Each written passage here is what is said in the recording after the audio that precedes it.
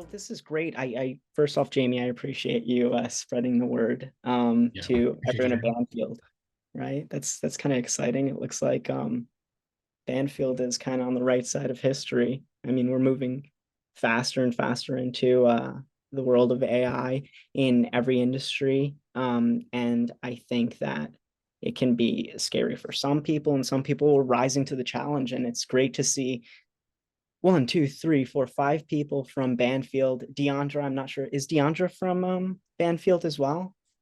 If I am not. I'm with Patterson Vet. Oh, Deandra, did we speak yesterday? Yes, we did.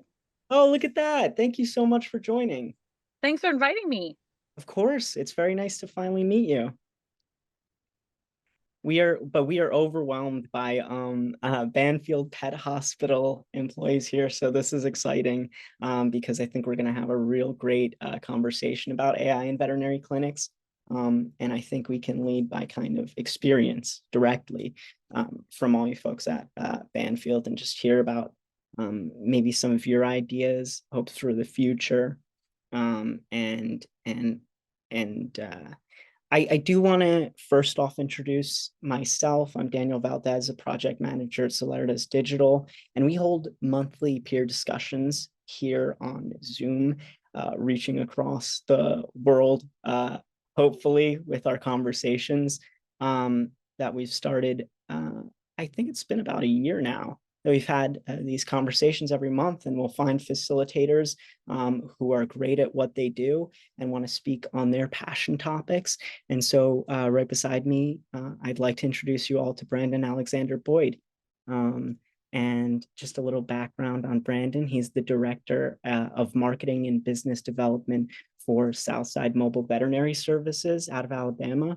And he's the former host of the Practice Heist podcast, which, if you have not checked that out, I highly suggest it. Rumor has it it may be coming back. Is that fair to say, Brandon? Yeah. Okay. Yes, yes. You must have heard it from a little birdie. Yeah. Insider information, but the Practice Heist podcast. I'm going to put that in the chat just so everyone can keep note of that, because you're going to want to remember that if you haven't seen the episodes yet. They're worth checking out, and when that starts back up, if it does, you don't want to miss it. And so I was acquainted with Brandon earlier this month, I believe it was, and we began to discuss AI in the veterinary clinics, and it sounded like this was something Brandon wanted to kind of share his thoughts on, his experience on. And so, yeah, with that, I'd love to pass it on to you, Brandon.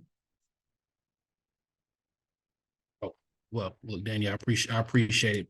So, everyone, um, I am Brandon Boyd, the director of marketing business development for Southside Mobile Vet. Um, there's just a little bit of background of me. I actually came from the engineering space. I was a chemical engineer. I worked for several years in a 6 nylon facility. Basically, that company created everything nylon. And then around the time I was in grad school, working on a PhD, I got bit by the entrepreneurship bug. And this entrepreneurship bug, it led me towards management consulting. So I started a management consulting company, and being an engineer, one of the ideas is going down to a root problem. What's the root problem? What are the problems that the businesses have that I was working with? The businesses that I was working with were on the smaller side, so $500,000 a year, and a lot of the root cause problems were not necessarily business systems as much as it was they were not getting enough clientele and customers. And that's just basically pressure testing. You can't really know where problems are in your system unless you pressure test. Then you can see whether the problems, the issues are, and you can fix those. So because of all the clients that I were working with management consulting, were all on the smaller side, I started a marketing agency. This was around 2017. Um, so I was I had a general agency where I worked with plumbers and electricians, and then one of my best buddies graduated from Tuskegee University's vet school, she was starting her own clinic, and we had business conversations all the time, but she has the entrepreneurship bug. And so I started helping her with her marketing. And so once I actually started researching the vet industry, that's when I niched down my general agency to just work with veterinarians and vet clinics on the smaller side. She had a mobile clinic, so that was something. I hate to say that I behind on the time, but at the time I did not know that having a mobile vet clinic was a thing. But it was something that was new to me, and so I was able to go deep into just understanding what was important inside the vet industry. That's where the Practice Heist podcast started. It started because I knew very little about the vet industry, except for what my friend was telling me, explaining the conversation that we had. So I just wanted to talk to other experts as well, and that led me down the path of a year and a half of the Practice Heist podcast. It would have been longer, but some personal stuff came up during the COVID season, and so I had to put the podcast to the side. But as Daniel said, it will be coming back sooner rather than later. Now, how did I get into AI? I would say, I hate to say this, but I don't. There's a little bit of laziness and writer's block and creative block that happens. Sometimes I don't. Sometimes you give me a blank slate. The slate stays blank for an extended period of time, and so searching for different types of companions. So I use the term companions to actually help with the writer's block. That led me to a company called Jasper at one particular point. And then, well, it was Jarvis before, but then they switched it to Jasper. That was real good with copyright. Then ChatGPT came up to the scene about a year ago, year and a half ago, and that, for me, that really changed the game, especially when it comes to creating content. Because as a digital marketer, as a marketer in general, creating enough good content will bring more clients through the door. And there's a lot of veterinarians here who I know, just some conversations that I've had in the past. They love the operational side of what AI could do. I speak more from an outsider looking in on what AI could do to bring more customers through the door. Right. And that's me in a nutshell. And I am so glad that you're here because of the early conversations that we had about just the veterinary business in general, and like trying to stretch your, capabilities beyond what's normally expected of you. And then some people try to do that and then burn out, and then other people hire marketing engineers like yourself, and it really takes that kind of extra load off people. And so I think something cool you mentioned before we started was that you have a set of is it marketing prompts for ChatGPT, and that you're looking to share with everyone who's attending today, which I think is some. And also, I think today is the 1 year anniversary of ChatGPT, actually, and so better way to celebrate than to discuss AI. Exactly. I also wanted to ask, as you mentioned in the podcast, your podcast, The Practice Heist. I think you had about almost 20 episodes of that, and I was curious if you had any favorite guests on there or favorite conversations. So there were several. So I don't know if anyone has heard of Dennis Yu. He's a digital marketer. He actually worked as a SEO engineer for Yahoo. And he was on the podcast explaining how SEO really works, how to think about SEO, and how to use that to your advantage. That is so cool. Yeah. The second episode that I enjoyed was a friend of mine, Dr. Ingrid Picker. She does more of the consulting now, and she actually she founded a company called VetMatch Pro, and it places relief workers for veterinary clinics that need it. I don't know if she's expanded it. The last time we actually were talking, she's from Colorado, so it was built in Colorado as a test, and she was talking about expanding to Georgia and Florida the last time we talked, but this was about 6 months ago. We had a big discussion on maybe more than 9 months ago, and so she might have expanded beyond them. But those are the two episodes that I like the most. Awesome. And I don't remember if I mentioned this to you. I think that your friend was at SWVS, the Southwest Veterinary Symposium in Texas that I went to, and yeah, and I think her team had a table for VetMatch, and I was really interested in what they were doing. I was talking to them for a bit.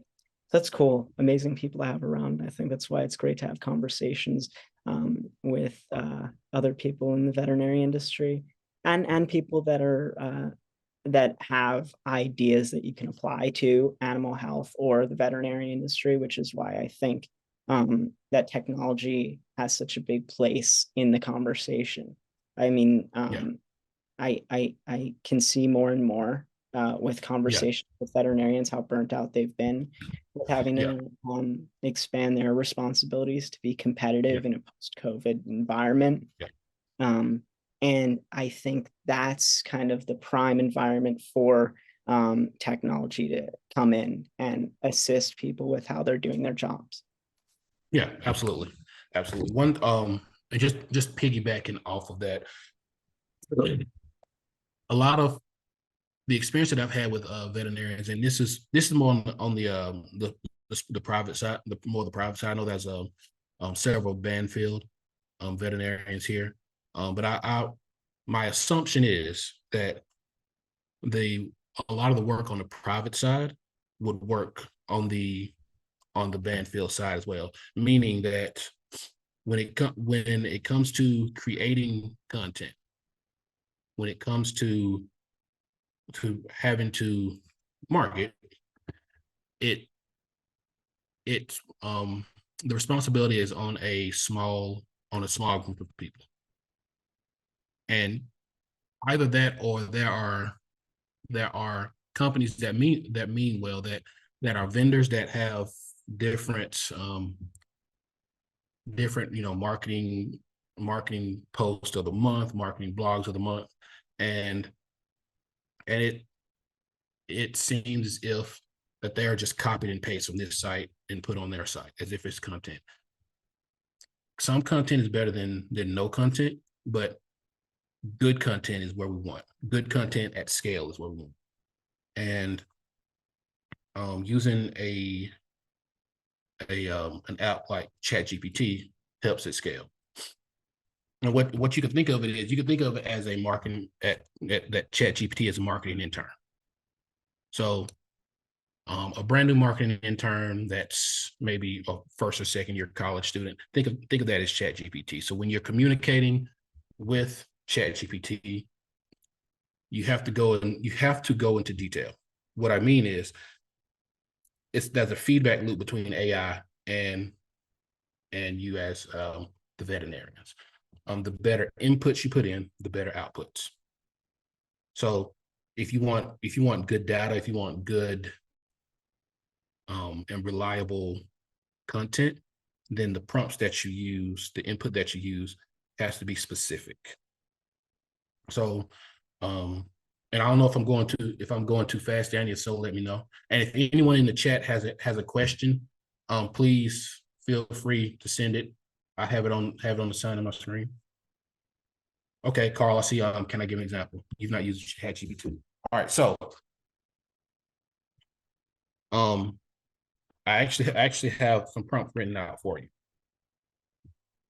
So some of the practical ways that you want to use ChatGPT, there's some things that you consider when you are using ChatGPT. What tone do you want first and foremost? Do you want it formal? Do you want it casual? Do you want it persuasive, informative?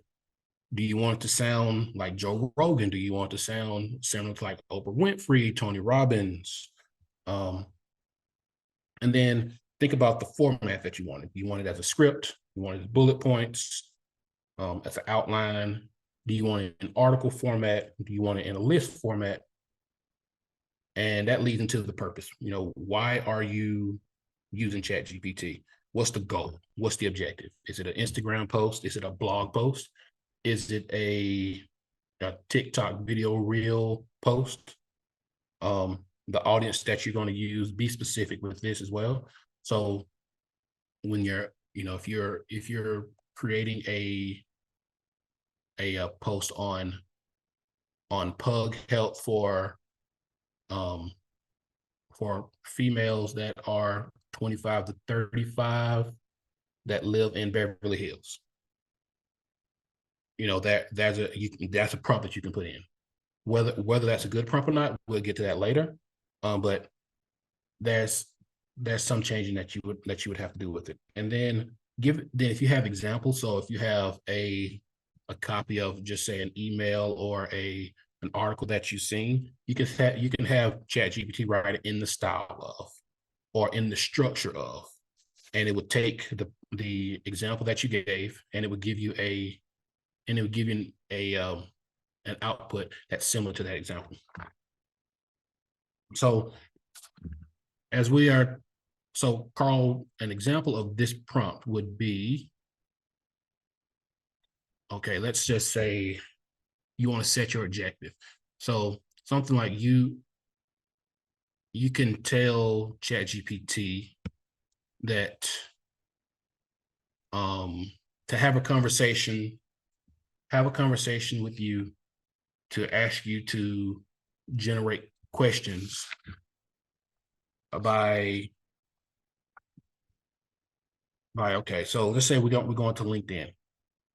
You can ask ChatGPT to help you create a LinkedIn post saying, help me create 5 tips that would benefit dog owners in San Francisco or San Jose. And you can even get more specific than that. Help me create 5 tips that would benefit pug owners. You can even get more specific than that. Help me create 5 tips for pug owners that are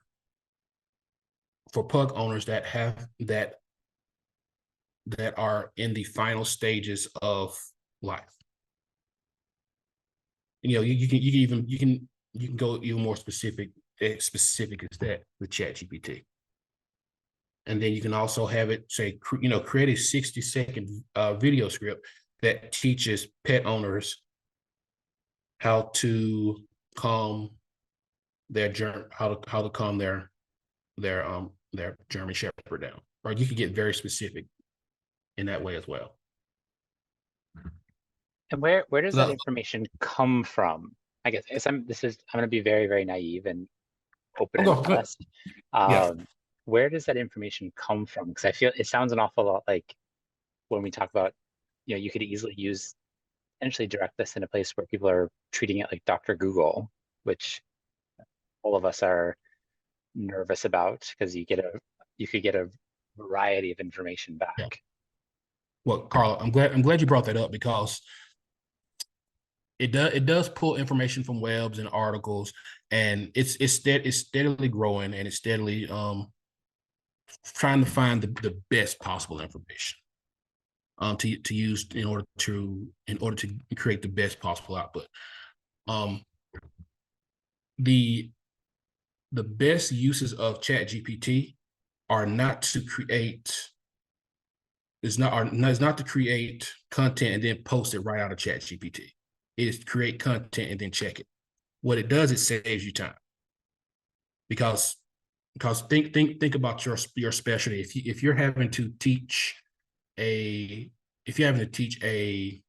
pet owner how to give how to give a vaccine or something. I know this out there. You would have to think about this. You have to think about the subject. You would have to create a script. You would have to go down the entire line, and you would have to create it in a way that they would understand it. that may take, just say 2 days worth of time. With ChatGPT, spend 3 minutes writing the prompt. It'll give you a schematic, and you, based upon your experience, will be able to check if it's good or bad or not. So it would take a 2-day process for you maybe, and turn it into an hour process. So it helps scale and save time. Now, eventually, my belief, and now some experts that I've talked to with ChatGPT, with AI in general, that we would get to the point where an expert in your field and an expert that is on ChatGPT or any AI will be almost indistinguishable. But that's in the future. But for right now, just using it as an intern. If you tell an intern to create a document, what's the first thing you're going to do? You're going to get it, you're going to read and check it, and you're going to make the corrections. And that's how we would use ChatGPT. And yeah, I think, and Carl, you bring up a good point, because there's a lot of, I think, a little bit of iffiness on the utility of a tool like this, especially considering, well, when you ask like where the information comes from, the crux of this is it's all pre-2020 information. Is that correct, Brandon? That all of this information, ChatGPT 3.5 is 2021. Okay, and so it's all 2021. Then if you have the premium, they just did an update maybe a month ago where it's April of 2023. Oh, that's amazing. See, that I think that answers to some of the hesitance that a lot of people had about gathering information, especially as it relates to animal health, from ChatGPT, especially ChatGPT 3. I think I was thinking about that has, pre-2020 information. And so I think as machine learning gets more advanced, we'll be able to trust a little bit more of the information itself that's coming out of there. But I think that Brandon raises a good point about the schematics of what you're trying to create, especially for the purpose of content creation, like having that outline. You're saving so much time with a tool like ChatGPT and other automation tools. But I think that, but in a clinical setting, I've heard of really interesting use of AI in diagnostics, in client-facing solutions, where a client can go on to a veterinarian's website and type in symptoms that they're seeing in their pet, and information on what could be happening and whether or not they should be coming in. I mean, there's things like that happening all over now. The rate of success that these clinics are having is a little inconsistent right now, but I think it's worth the conversation to see what what the utility of those kinds of tools can be, right? So a buddy, that was a company in Seattle that was creating a imaging system that would use machine learning based on past slides of a particular type of cancer. And they were using machine learning. I actually had a buddy that was programming some of the code in it, and at that particular time they were positively diagnosing this particular type of cancer at the same rate in which a physician was. And this was 4 years ago. And so I can imagine within the next 4 years how much more precise it will be. Because machine learning and AI is all about input. The more input that you put in, the better data that you put in, the more the more opportunities it has to recognize patterns, and the more opportunities that it has to give us the positive information that we're looking for. But do you think that with that kind of acceleration of capabilities, that there's also a direct kind of regulating on these kinds of tools? Because I think that some arguments that a lot of regular ChatGPT users have is that is this getting dumber with time? Like it seems to be like you really have to like specify and find ways around certain communication blocks in ChatGPT, and that's becoming more and more prevalent as we're kind of overseeing more and more regulations with AI. Is that something you've noticed? That brings up an interesting point, because it's essentially, if there's no regulation, then AI would create a feedback loop on itself, because you're always going to have players that are going to do it the right way, and you're going to have players that do it the wrong way. So case in point, well, let's use marketing and marketing messages. If everyone in the vet industry used ChatGPT to create content without double checking it, and that becomes almost the standard for ChatGPT. So ChatGPT will continue over time to use its own articles, use its own content as the baseline for the content it creates in the future. That's if there's no regulations, because there will be some players that are lazy. There will be some players that will do it right, but it seems as if the players that are the laziest are the ones that will produce the most content, because they don't mind producing it at scale. There's a time lag between checking if something's right and just creating content and posting it. It would almost be like an exponential increase of bad information with good information. What regulatory laws will do will keep the bad information at a minimum. So it would almost be like SEO. SEO back in the day, they had all the black hat ways. You can, you have a white background on the website, and then you can basically keyword stuff, the keyword in white font on the lower page, and that's how you reach the top of the search page. But because of the iterations of different rules and regulations, now we're at the point to where it has to be protective of a person's life and protective of a person's money, and the information has to be authoritative by the individual in and of itself. So I believe we're in the beginning stage of what ChatGPT can be, but those regulations have to happen. If not, then it will be a waste of technology, in my opinion.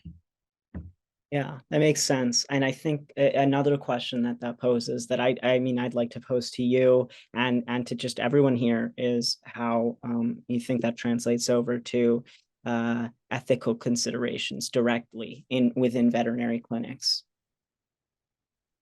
Like what kind of ethical considerations we need to take into account as we begin to build vet clinics of the future and start using AI more in diagnostics and in animal care. As long as we have experts that are ethical in the field, then I don't believe AI will be rampant. Meaning that there has to be a human touch. So if the human that's controlling the AI has the ability to know that it's good information, know what distinguishes between good and bad information, then you're able to filter out the bad information and keep the good. Meaning, so Carl, I'll use you for an example since we spoke. If you know a pre-diagnosis is wrong from an AI companion, you have the ethical responsibility to say this is wrong, and then create a way to fix it, because that's not only going to help you, but that's going to help the entire conglomerate of information that goes into it. I see Christina got her hand up. Yeah, just some thoughts on the concept of around the ethical use of AI. And just as a side note, I just finished a master's degree in informatics, where we did quite a bit of digging into this kind of use of AI as it kind of expands across the different modules and areas we can. And one of the things that kind of stuck out to me there is the conversation that most of the professors were having with us is around how it's not that the AI is going to replace the veterinarian, it's that users who are unwilling to use AI are replaced by users who are willing to use AI. And I think in terms of like the ethical constraints, it's a broad topic in terms of, are we talking about the drift in bias over time? Because as data is input into an AI system, whether you're talking about machine learning, you're talking about natural language processing, we know there to be decision biases that exist in those algorithms as they're developed over time. So I think it's on to the developers and the structural governance around AI to not end up putting the veterinarians and the folks using AI in that kind of problem catching position, because at that point AI has really done the opposite of what we hope it to do, which from my lens is we want to reduce the cognitive load on a veterinarian and the veterinary staff, not introduce a tool that they then have to use and then have to worry about, oh, is it correct? Anecdotally on the human side, that's the problem that they saw when they introduced some machine learning into like diagnostic algorithms, was they were seeing that issue around the doctors had reduced like trust in the system. And then that started replicating in other areas where, oh, I don't trust it in this one area. And now can I trust you in areas like X, Y, and Z? So I think there's a lot of these questions around that regulatory compliance, governance, especially with the contrast of veterinary medicine to human medicine with the fewer, governmental oversights that we have. So it's an interesting problem. It is. Now I want to ask you this, Christina, because this is a conversation that I've had in the past. Having more, in your opinion, would having more veterinarians on board with these discussions, would that make it more feasible for the to use this particular type of technology? And I would say, because in my opinion, and we've used this with when I was working in as an engineer, any specialty that we had to create a software for, there were more of those individuals with the specialty than the actual programmers themselves. So we were creating a process that would give a EV number. We would have electrochemists in that meeting more so than the programmers themselves. So we're having veterinarians in these conversations when it comes to creating the software and even creating AI specifically. Would that benefit, in your opinion? I think it really depends on what lens of AI we're talking about and what the application is. And so in general speaking, yes, having more folks who are the end state users of a system is going to be helpful to refine that system's use. However, there's that case where in veterinary medicine, I think you've got the issue of if you compare like the population of developers, right, that are out there developing these tools to the number of licensed veterinarians in the United States, those numbers are going to be vastly skewed. And then you're going to have that issue that within your veterinary population, how many of them are going to be adopted users because of an age? Not to say age bracket is influential, but we know that some, users who are a little bit older are less compliant with using AI tooling in general. So I think it's good to have that group of folks who are providing feedback, but it's critical that you've got the right balance of, again, we're not putting the onus on veterinarians to refine the tool. We're really using them as SMEs and target users appropriately. Yeah. I think that also brings to mind a question that I have kind of based off of that, Christina, is, because I think it is a fine line that we walk of simplifying things, and then, it can easily with technology move into like overcomplicating things, which is why I worry that a lot of people avoid technology and innovating in the clinics. But that leads me to wanting to pose a question to everyone about what kind of AI tools and companions do you think would be useful for veterinarians that you think would help ease the load and help prevent burnout in the clinic setting.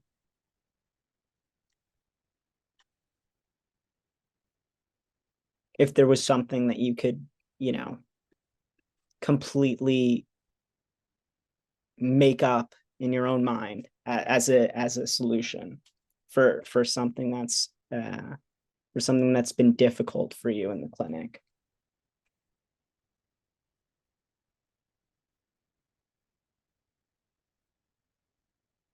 Silence. See, this is where your mind goes. It's like, I wouldn't mind seeing AI help with scheduling to staffing accommodations with an AI influence on how to manage. It's an interesting one that we kind of talked about really early on with these conversations. Workflow versus available personnel. I love that. Yeah, we talked about heat mapping early on, like with these conversations around AI companions in veterinary clinics and kind of imagining the veterinary clinics of the future and how heat mapping could help with scheduling and with staffing. I think there's a lot of challenges that people face with thinking they need more veterinarians than they do, or that they need less than they do, or that the veterinarians they have should be doing 50 different things that aren't under their job description. And so I think that that's an interesting point you raised, Brendan. I know Dr. Bjorn, who's joined these conversations before. I don't want to call you out, but I would love to hear you give a little input on what you've seen as some of the struggles of veterinarians, at least where you're creating technology solutions. Because I think Dr. Bjorn and I met at one of these conversations. Maybe it was last month, and I know he had a lot of interesting insight into this. So if you're there, Dr. Bjorn, I hate to call you out, but I would love to hear from you. See there? I think we've scared everyone, Brandon.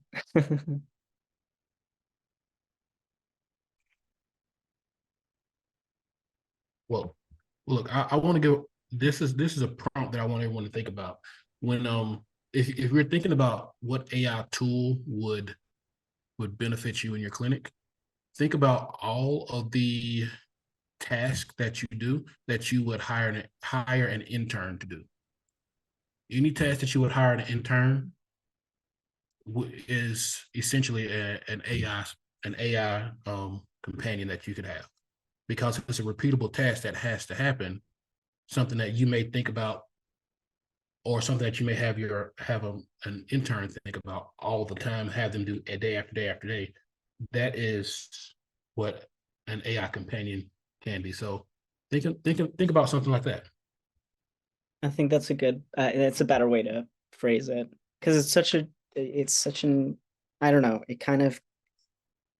I know my brain goes to endless possibilities when I think about the capabilities of AI. And so it's hard to kind of pinpoint, where that can be utilized. But I'm seeing a comment from Carl that says possibly pulling factors from historical records that could highlight potential trends or considerations, which I really like that idea.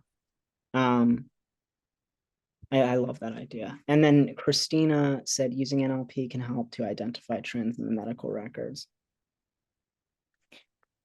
So something that interests me, seeing everyone here from Banfield in particular, and if there's anyone else here who works in the clinic setting that wants to add in too, I'm curious how you kind of stay on top of these new innovations and how you make yourselves distinct and how you ensure that you'll stand out from different clinics when you're kind of innovating for the future. And I know, Jamie, if you're in the position of, did you say that you were the executive director at Banfield? No, director of regulatory compliance. Oh, okay. All right. Yeah. But I'm curious if you have any thoughts on that, on if there's any specific ways that, Banfield is trying to stay ahead of these trends. I mean, I think part of it is just listening to our folks, right? Like we get questions and ideas from, especially like our new grads, right? Like they're newer age where they do see more value in technology and needing like instant information, right? Versus probably back in the day, they had a library of books above their computer that they could pull out. And also they're needing to move, more efficiently, right? As we're trying to keep up with the demand. So trying to become creative of like, how do we give them the information they need as quickly as we need, but get good information in front of them, right? So that's kind of, we've seen discussions of AI right now, which isn't really totally fit for all of those purposes. But as we vet the resources, right, to make sure they're getting good information, how can we quickly get them what they need to kind of consider what that pet needs at that time? Yeah, that's a good point. I'm noticing that with a lot of conversations with clinics as well, is that desire for kind of heightening the experience of making it an educational experience, both for clients and for veterinarians. But I'm seeing there's a lot of room in AI for that. And Christina, I saw you unmuted. I would love to hear from you about your thoughts on that. Yeah, and I think Jamie stated it really well. Again, it's a balance between being reactive to what we know is a problem and proactive about preventing what could occur in the future. And then I think in the comment around like the size and the scale is always important to think about in terms of how many users you're impacting. But I would say, like, in general, one of the things that we have to be very conscious of is making sure that whatever we look at for AI, whether it's for research purposes, if it's something we're actually going to want to bring forward. And I think this is a true statement for really any clinic wanting to investigate into AI versus being just Banfield specific. But there is a growing concern, I think, in the industry around how the algorithms are trained, because there's no current regulatory requirement from the government perspective that they have to disclose what the AI developers have used. And so there's that concept of like these algorithms can be developed in a black box, quote unquote, where we don't have visibility to what the input for training was or the output or how they're monitoring things like drift. And so I think being aware of like those kind of scary terms, I think when we investigate or look at any of these solutions, is definitely front of mind to making sure that we're not just trying to go fast or solve a problem that might come up, but that we're doing it in a really intentional way. Right. And that's a good point. And in a transparent way, I think is what you're saying. And Brandon, I'm curious about your thoughts on that, Brandon, as being someone who's kind of behind, the marketing for a small clinic and kind of having to oversee that everything you're doing is transparent. How do you keep keep accountable to that level of transparency when it comes to working with people and using AI? So when we use AI, we use it in the marketing sense. We use it on the most basic level. We use it as a thought generator, as a spark. And so once we test to see if the spark is good, then we can create the content from there quickly. A lot of times we split test chat GPT content versus human created content versus human AI interface content, and the numbers speak for themselves. The engagement on the human content was more than the engagement with just chat GPT based content.